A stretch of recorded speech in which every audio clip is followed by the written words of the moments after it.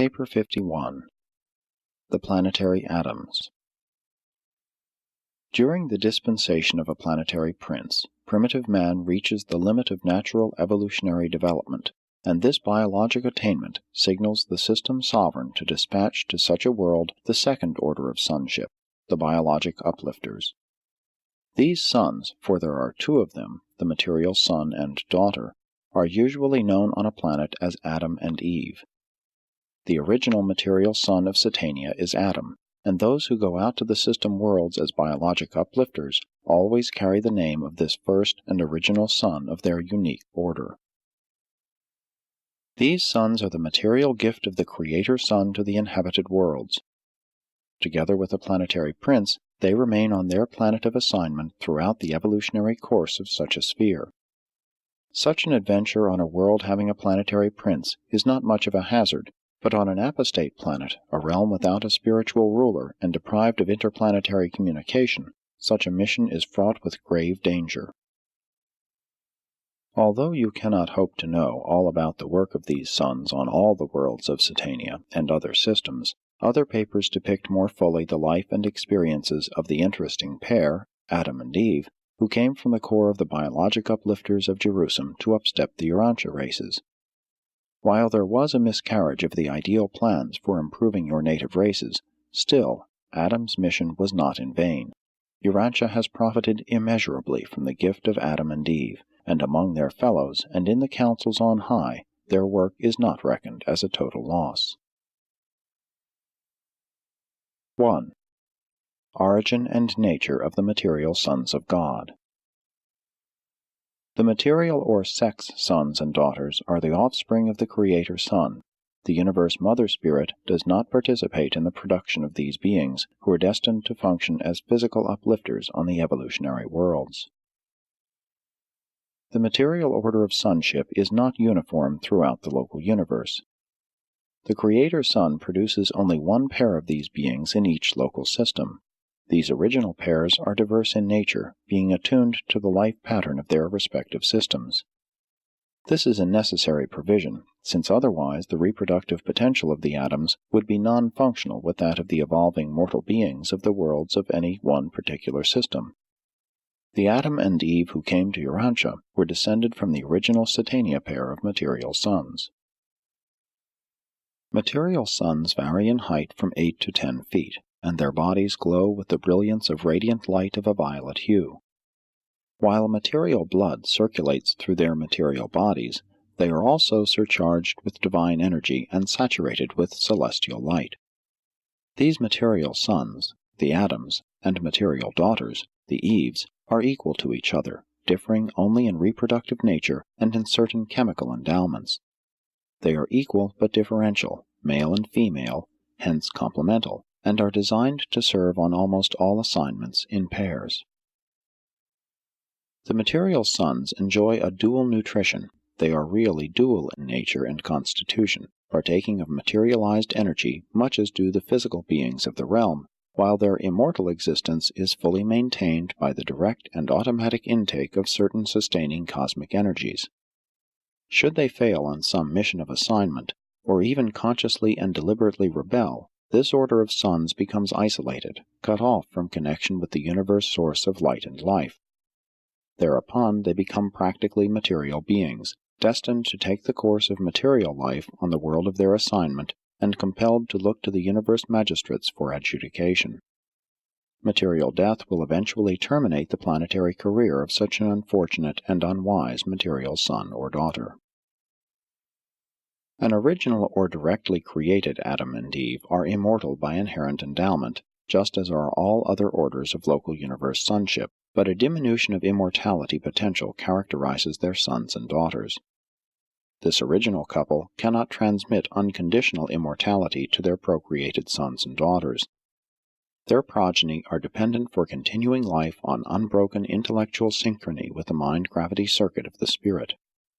Since the inception of the system of Satania, 13 planetary atoms have been lost in rebellion and default, and 681,204 in the subordinate positions of trust. Most of these defections occurred at the time of the Lucifer Rebellion. While living as permanent citizens on the system capitals, even when functioning on descending missions to the evolutionary planets, the material sons do not possess thought adjusters, but it is through these very services that they acquire experiential capacity for adjuster indwellment and the Paradise Ascension career.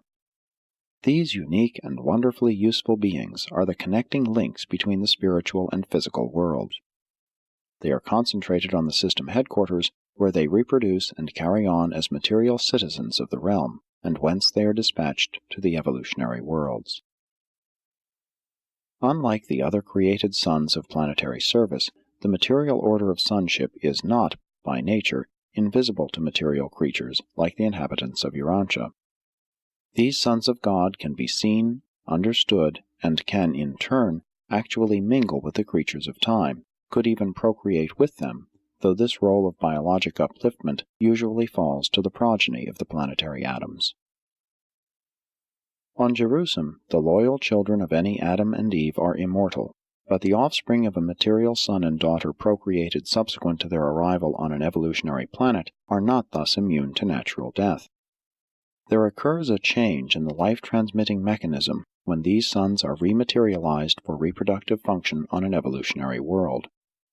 The life carriers designedly deprive the planetary Adams and Eves of the power of begetting undying sons and daughters. If they do not default, an Adam and Eve on a planetary mission can live on indefinitely, but within certain limits their children experience decreasing longevity with each succeeding generation. 2. Transit of the planetary atoms. Upon receipt of the news that another inhabited world has attained the height of physical evolution, the system sovereign convenes the corps of material sons and daughters on the system capital, and following the discussion of the needs of such an evolutionary world, two of the volunteering group, an Adam and an Eve of the senior corps of material sons, are selected to undertake the adventure, to submit to the deep sleep preparatory to being enseraphimed and transported from their home of associated service to the new realm of new opportunities and new dangers. Adams and Eves are semi-material creatures, and, as such, are not transportable by seraphim. They must undergo dematerialization on the system capital before they can be enseraphimed for transport to the world of assignment. The transport seraphim are able to effect such changes in the material sons and in other semi-material beings as enable them to be enseraphimed and thus to be transported through space from one world or system to another. About 3 days of standard time are consumed in this transport preparation, and it requires the cooperation of a life carrier to restore such a dematerialized creature to normal existence upon arrival at the end of the seraphic transport journey. While there is this dematerializing technique for preparing the atoms for transit from Jerusalem to the evolutionary worlds, there is no equivalent method for taking them away from such worlds, unless the entire planet is to be emptied, in which event emergency installation of the dematerialization technique is made for the entire salvable population. If some physical catastrophe should doom the planetary residents of an evolving race, the Melchizedeks and the life carriers would install the technique of dematerialization for all survivors, and by seraphic transport these beings would be carried away to the new world prepared for their continuing existence. The evolution of a human race, once initiated on a world of space, must proceed quite independently of the physical survival of that planet, but during the evolutionary ages it is not otherwise intended that a planetary Adam or Eve shall leave their chosen world. Upon arrival at their planetary destination, the material son and daughter are rematerialized under the direction of the life carriers. This entire process takes 10 to 28 days of Urantia time. The unconsciousness of the seraphic slumber continues throughout this entire period of reconstruction. When the reassembly of the physical organism is completed, these material sons and daughters stand in their new homes and on their new worlds, to all intents and purposes, just as they were before submitting to the dematerializing process on Jerusalem. 3. The Adamic Missions. On the inhabited worlds the material sons and daughters construct their own garden homes, soon being assisted by their own children.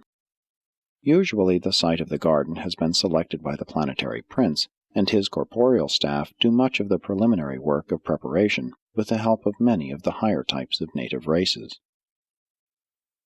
These Gardens of Eden are so named in honor of Urantia, the constellation capital, and because they are patterned after the botanic grandeur of the headquarters world of the Most High Fathers. Such garden homes are usually located in a secluded section and in a near-tropic zone. They are wonderful creations on an average world. You can judge nothing of these beautiful centers of culture by the fragmentary account of the aborted development of such an undertaking on Urantia.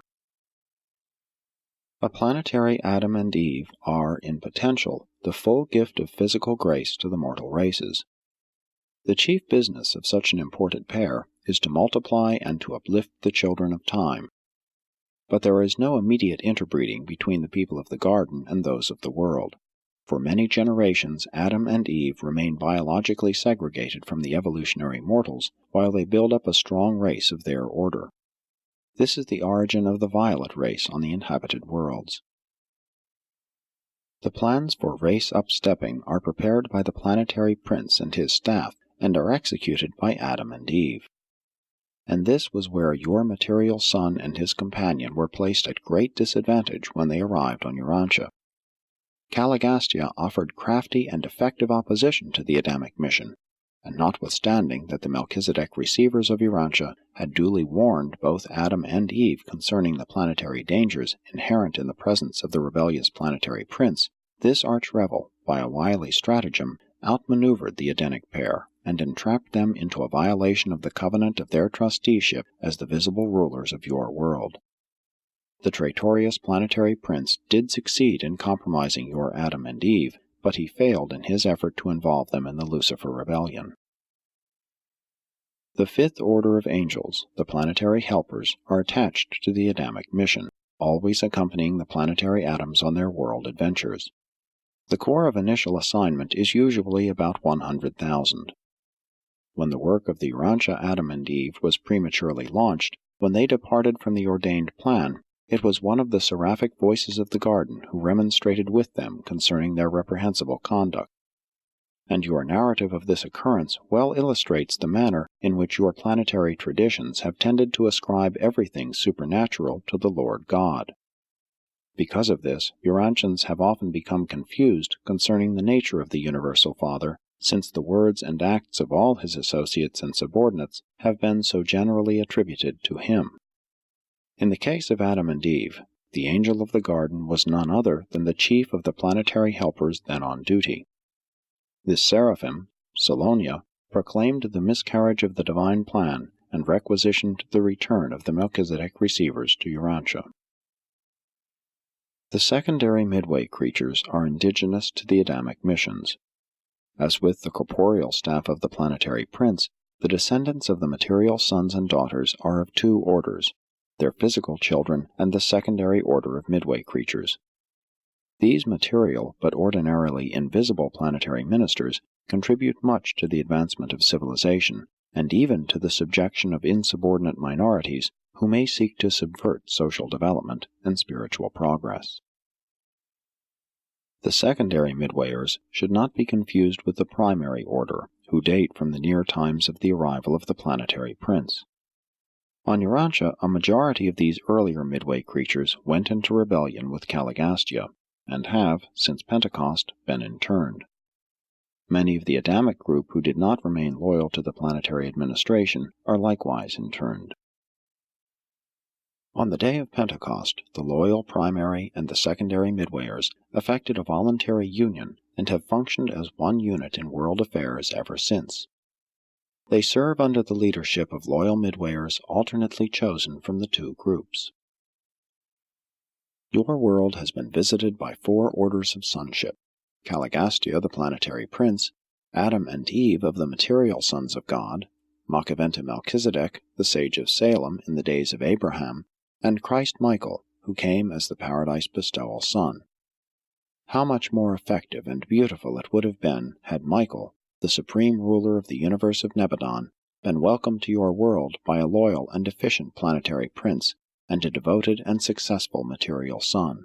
both of whom could have done so much to enhance the life work and mission of the bestowal sun. But not all worlds have been so unfortunate as Urantia, neither has the mission of the planetary atoms always been so difficult or so hazardous. When they are successful, they contribute to the development of a great people, continuing as the visible heads of planetary affairs, even far into the age when such a world is settled in light and life. 4. The 6 evolutionary races. The race of dominance during the early ages of the inhabited worlds is the red man, who ordinarily is the first to attain human levels of development. But while the red man is the senior race of the planets, the succeeding colored peoples begin to make their appearances very early in the age of mortal emergence. The earlier races are somewhat superior to the later. The red man stands far above the indigo, black race. The life carriers impart the full bestowal of the living energies to the initial or red race, and each succeeding evolutionary manifestation of a distinct group of mortals represents variation at the expense of the original endowment. Even mortal stature tends to decrease from the red man down to the indigo race. Although on Urantia, unexpected strains of giantism appeared among the green and orange peoples. On those worlds having all 6 evolutionary races, the superior peoples are the 1st, 3rd, and 5th races, the red, the yellow, and the blue. The evolutionary races thus alternate in capacity for intellectual growth and spiritual development, the 2nd, 4th, and 6th being somewhat less endowed. These secondary races are the peoples that are missing on certain worlds. They are the ones that have been exterminated on many others. It is a misfortune on Urantia that you so largely lost your superior blue men, except as they persist in your amalgamated white race. The loss of your orange and green stocks is not of such serious concern. The evolution of 6 or of 3 colored races, while seeming to deteriorate the original endowment of the red man, provides certain very desirable variations in mortal types, and affords an otherwise unattainable expression of diverse human potentials. These modifications are beneficial to the progress of mankind as a whole, provided they are subsequently upstepped by the imported Adamic or violet race. On Urantia, this usual plan of amalgamation was not extensively carried out, and this failure to execute the plan of race evolution makes it impossible for you to understand very much about the status of these peoples on an average inhabited planet, by observing the remnants of these early races on your world. In the early days of racial development, there is a slight tendency for the red, the yellow, and the blue men to interbreed. There is a similar tendency for the orange, green, and indigo races to intermingle. The more backward humans are usually employed as laborers by the more progressive races. This accounts for the origin of slavery on the planets during the early ages.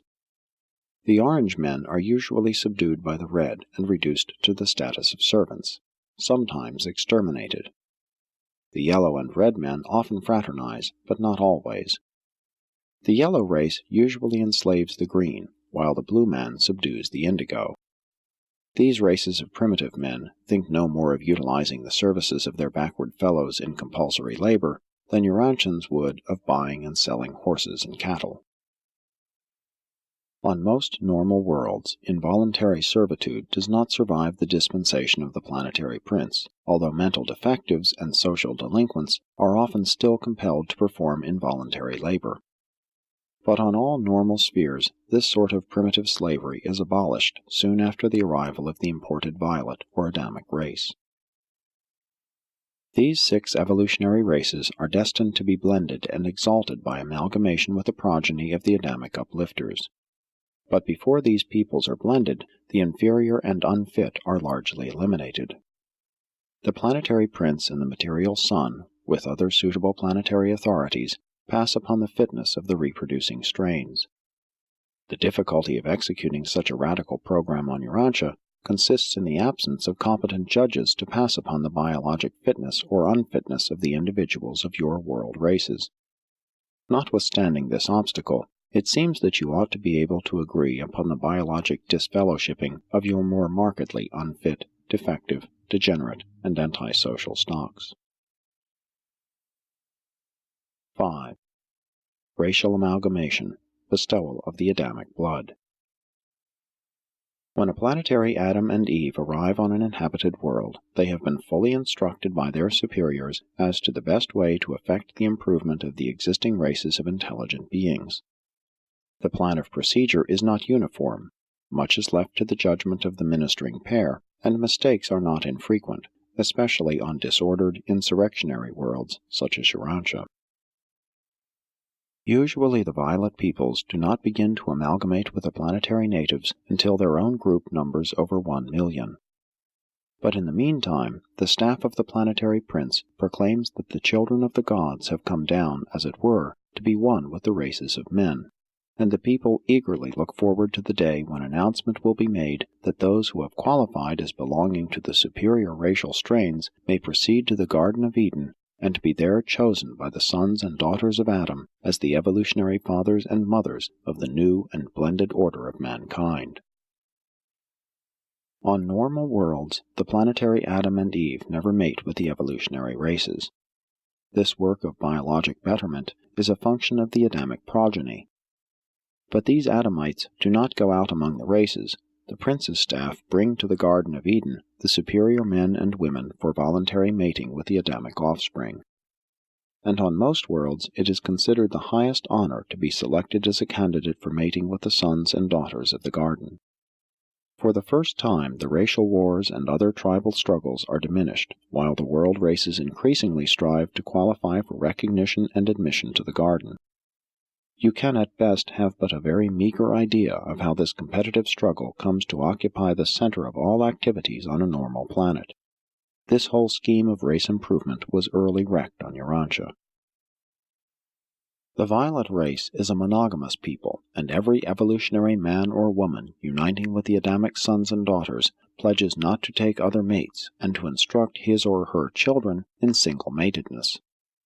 The children of each of these unions are educated and trained in the schools of the planetary prince, and then are permitted to go forth to the race of their evolutionary parent, there to marry among the selected groups of superior mortals.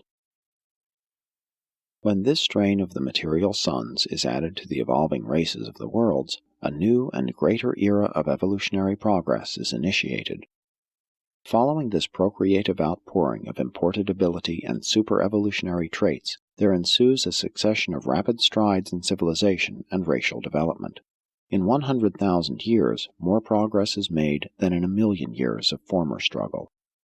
In your world, even in the face of the miscarriage of the ordained plans, great progress has been made since the gift to your peoples of Adam's life plasm. But while the pure-line children of a planetary Garden of Eden can bestow themselves upon the superior members of the evolutionary races, and thereby upstep the biologic level of mankind, it would not prove beneficial for the higher strains of Urantia mortals to mate with the lower races. Such an unwise procedure would jeopardize all civilization on your world. Having failed to achieve race harmonization by the Adamic technique, you must now work out your planetary problem of race improvement by other and largely human methods of adaptation and control. 6. The Identic regime. On most of the inhabited worlds, the Gardens of Eden remain as superb cultural centers and continue to function as the social patterns of planetary conduct and usage age after age.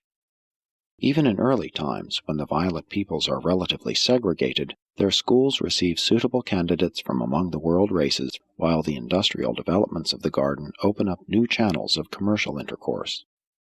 Thus do the Adams and Eves and their progeny contribute to the sudden expansion of culture and to the rapid improvement of the evolutionary races of their worlds.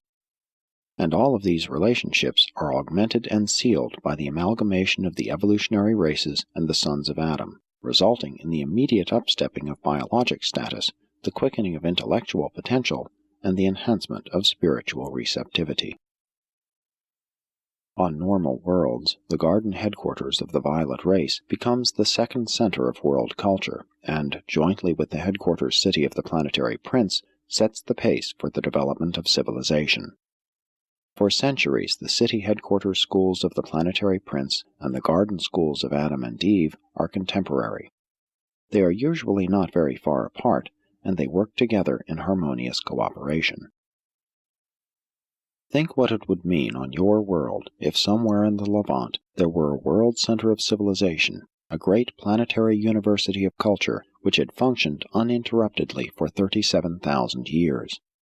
And again, pause to consider how the moral authority of even such an ancient center would be reinforced were there situated not far distant still another and older headquarters of celestial ministry, whose traditions would exert a cumulative force of 500,000 years of integrated evolutionary influence. It is custom which eventually spreads the ideals of Eden to a whole world. The schools of the Planetary Prince are primarily concerned with philosophy, religion, morals, and the higher intellectual and artistic achievements. The garden schools of Adam and Eve are usually devoted to practical arts, fundamental intellectual training, social culture, economic development, trade relations, physical efficiency, and civil government. Eventually, these world centers amalgamate, but this actual affiliation sometimes does not occur until the times of the first magisterial sun.